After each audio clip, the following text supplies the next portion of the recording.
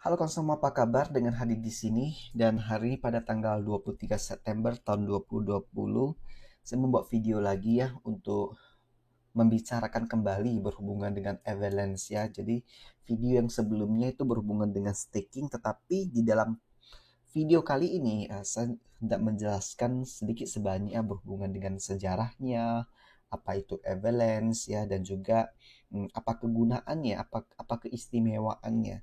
Tetapi dijelaskan dengan sederhana, tidak terperinci dan dengan pengertian yang cukup terbatas ya, karena proyek ini juga merupakan proyek yang cukup rumit untuk didalami.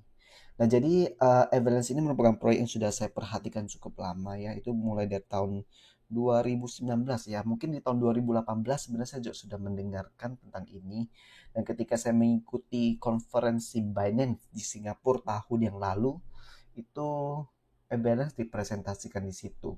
Nah, jadi Avalanche ini proyeknya, maksudnya teknologinya di balik Avalanche ini, konsensusnya itu cukup unik. Kenapa? Karena itu dipubliskan di Reddit secara tiba-tiba oleh orang yang kita tidak tahu siapa. Dan orang ini menggunakan sebuah nama samaran di bawah menggunakan nama samaran yaitu Tim Rocket.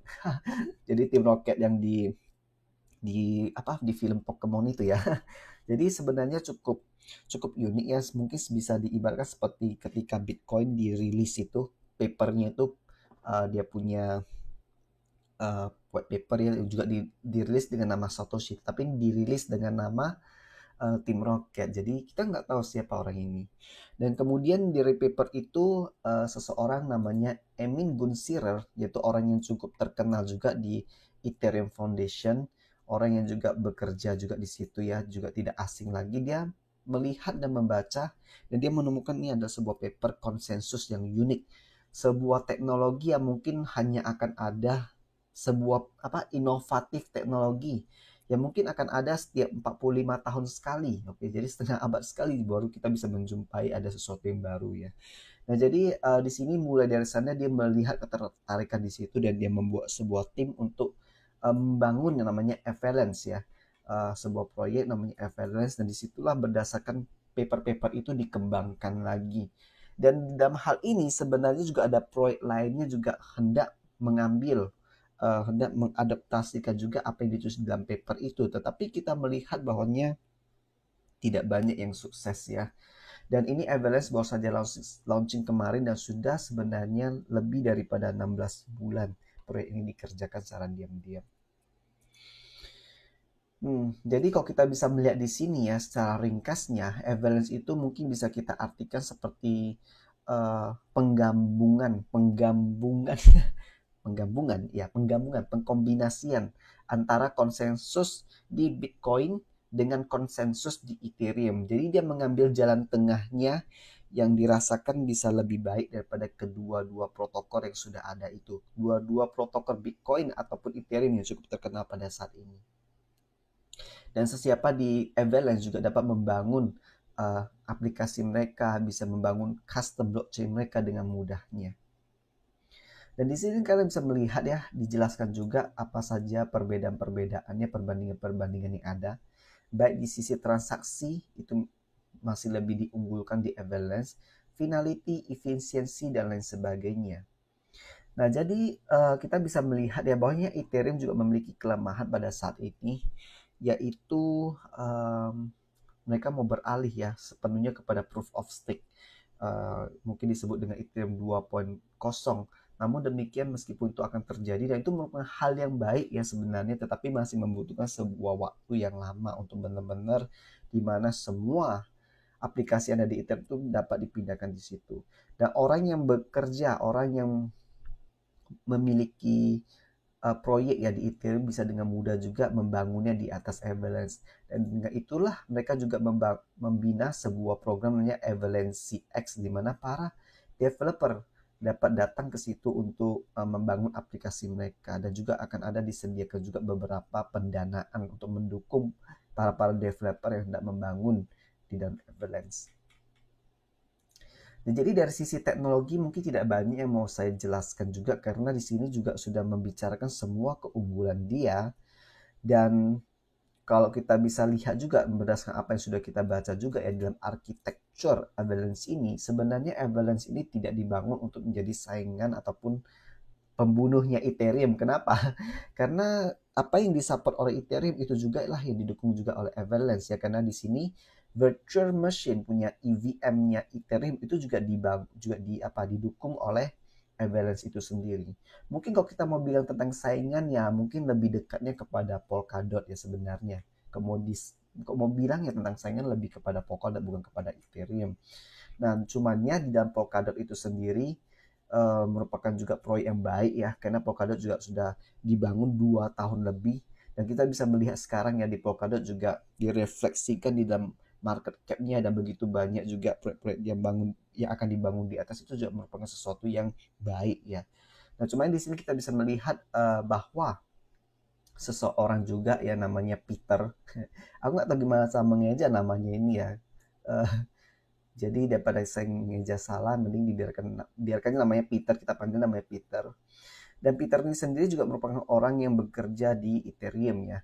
Dan dia mengatakan bahwanya dia mengkritisi berhubungan dengan slashing system ataupun penalty system, di mana ketika seorang miner pun seorang validator yang tidak menjalankan node dia akan kena potong, kena slash, kena penalty, dan itu yang sekarang terjadi di Polkadot. Polkadot kalau kamu menjalankan node dan kamu tidak aktif, kamu akan kena slash, kena penalty. Dan memang kedepannya Polkadot juga bisa mengubah dia punya apa namanya itu? Dia punya parameter ya. Parameter bisa mengubah dia parameter, tetapi ya mungkin ini juga dikritisi ya di Ethereum 2.0 itu juga ada sistem slashing. Tetapi di Avalanche ya, ketika seseorang menjadi seorang validator dan dia tidak online ya, entah bagaimana ya, mungkin keunggulan daripada konsensus dia ini sendiri, maka itu tidak kena slashing dan itu tidak mempengaruhi sekuritas di Avalanche itu sendiri. Jadi ini merupakan sesuatu yang menarik. Dan di Avalanche ya kita juga bisa menciptakan aset kita dengan mudah, selain kita bisa menciptakan blockchain sendiri. Dan semalam ya baru saja ini namanya Polygon Games yang membangun di atas Avalanche itu selesai melaksanakan pre-sales ya. Jadi ini juga merupakan sebuah proyek yang lumayan menarik menurut saya, yang dapat lebih menunjang, yang dapat mendukung platform Avalanche ini lebih dikenal oleh umum karena dia fokus di dalam NFTs dan juga DeFi ya. Jadi NFTs dan DeFi ini merupakan kata kunci yang lumayan populer ya sejak Uniswap itu booming.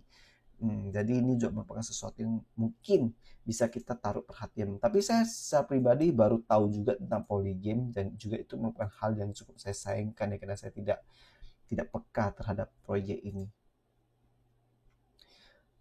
Kita bisa melihat di sini berhubungan dengan speed, skalabilitas itu dipercayai. Dipercayai itu ya lebih bagus ya. Mungkin semua orang juga bilang begitu ya dalam proyek dia masing-masing. Cumannya yang bisa membuktikan ya mungkin para developer sendiri yang membangun di atas Avalanche ini.